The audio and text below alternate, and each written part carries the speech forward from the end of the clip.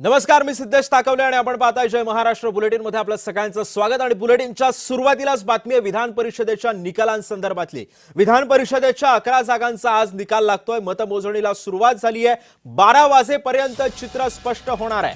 नाशिक, जळगाव, परभणीच्या निकालाकडे सध्या संपूर्ण राज्याचं लक्ष लागलंय, तर दुसरीकडे छत्रपती संभाजीनगर, नांदेड, लातूरमध्ये कोण बाजी मारणार याकडे उत्सुकता आहे। सोलापूर, सांगली, सातारा विधान परिषदेमध्ये काय चित्र असेल हे सुद्धा पाहणं महत्त्वाचं ठरणार आहे। सोबतच नागपूर, भंडारा, गोंदियामध्ये आणि अमरावतीमध्ये कुणाचा विजय होतो हे सुद्धा पाहणं तितकंच महत्त्वाचं ठरणार आहे। दरम्यान या सगळ्या संदर्भामध्ये राज्यातल्या विविध भागांमधून माझे सहकारी आपल्यासोबत जोडले गेलेले आहेत।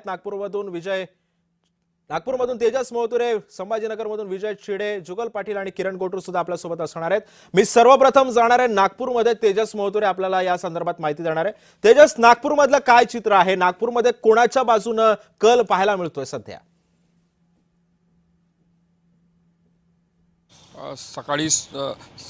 सकाळी मतमोजणीला जे आहे ते सुरुवात झालेली आहे।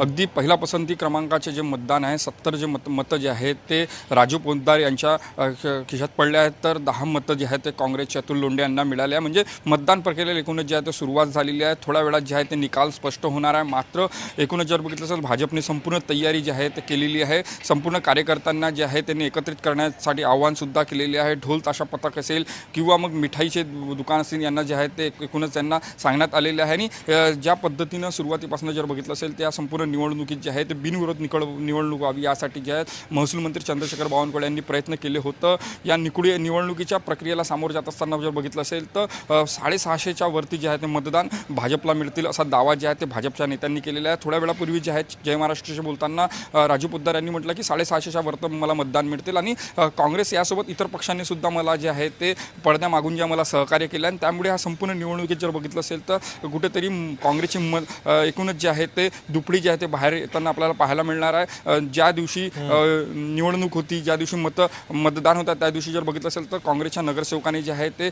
काँग्रेसचे निरीक्षक नितीन राऊत यांच्यावर जे आहे ते खरं तेजस, त्यामुळे एकंदरीतच कुणाच्या बाजूने कुणाच्या पारड्यामध्ये मतदार कौल देतात हे सुद्धा पाहणं महत्त्वाचं ठरणार आहे।